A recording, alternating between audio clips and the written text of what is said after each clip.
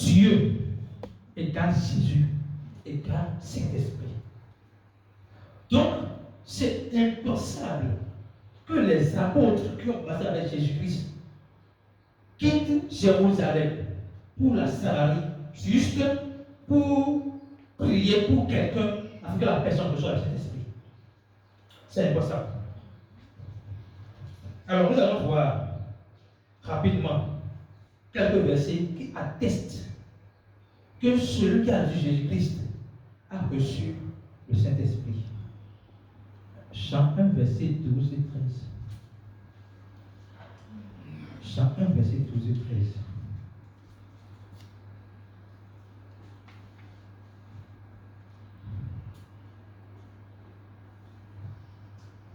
Mais à tous ceux qui l'ont reçu, qui la parole de Dieu, à ceux qui croient en son nom, au nom de Jésus-Christ, elle a donné le pouvoir de devenir enfants de Dieu. Mais comment? Lesquels sont nés, non de la chair, ni du sang, mais ni de la volonté de l'homme, mais de Dieu lui-même. Dieu étant esprit. Ils sont nés comment? Ils sont nés d'esprit. Comment on peut être né d'esprit et ne pas avoir l'esprit? Est-ce qu'on est là? Comment on peut être né d'esprit et ne pas avoir d'esprit? Comment je peux être né de mon père et ne pas avoir l'ADN de mon père? L'ADN du croyant, c'est l'Esprit Saint en lui. Voici seulement ce que je veux apprendre de vous. Est-ce par les œuvres de la loi que vous avez reçu l'Esprit ou par la prédication de la foi? C'est la question qu'on pose.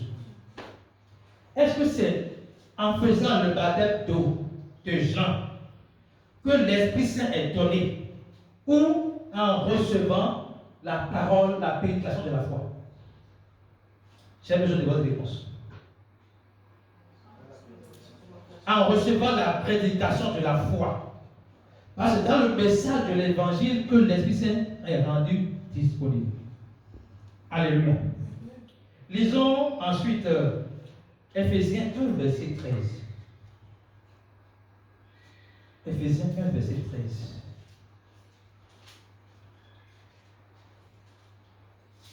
En lui, vous aussi, après avoir entendu la parole de vérité, l'évangile de votre salut, en lui vous avez cru et avez été scellés du Saint-Esprit qui avait été promis. Avait été.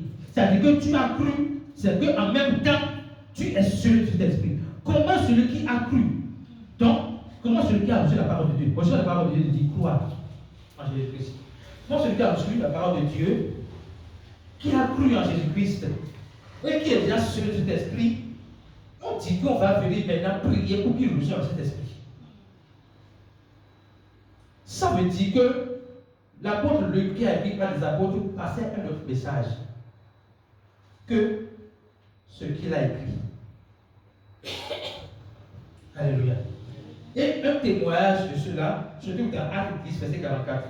Actes 10, verset 44, c'est lorsque Pierre allait chez Corneille pour lui annoncer l'évangile. Et pendant qu'il prêchait, Actes 10, verset 44, pendant qu'il prêchait, pendant qu'il parlait, il a dit quelque chose, et en même temps, quand il a dit cela, il a commencé à parler en langue. Non, reviens à 43, je vais vous montrer ce qu'il a dit. Avant que le parle ne vienne, il dit, tous les prophètes, on parle de l'Ancien Testament, tous les prophètes rendent de lui le témoignage que quiconque croit en lui reçoit par son nom le pardon des péchés. Quiconque croit en Jésus-Christ reçoit par son nom le pardon des péchés. Dès qu'il a fini de dire ça, et que Corneille et sa famille ont cru à l'instant même, verset 44, ils ont commencé. On dit, la parole dit, comme Pierre prononçait encore ces mots, le Saint-Esprit descendit sur tous ceux qui écoutaient la parole. Donc, quand il lui a dit, quiconque croit au nom de Jésus-Christ reçoit par cette foi le pardon des péchés, en même temps, par cette foi, ils ont reçu le Saint-Esprit.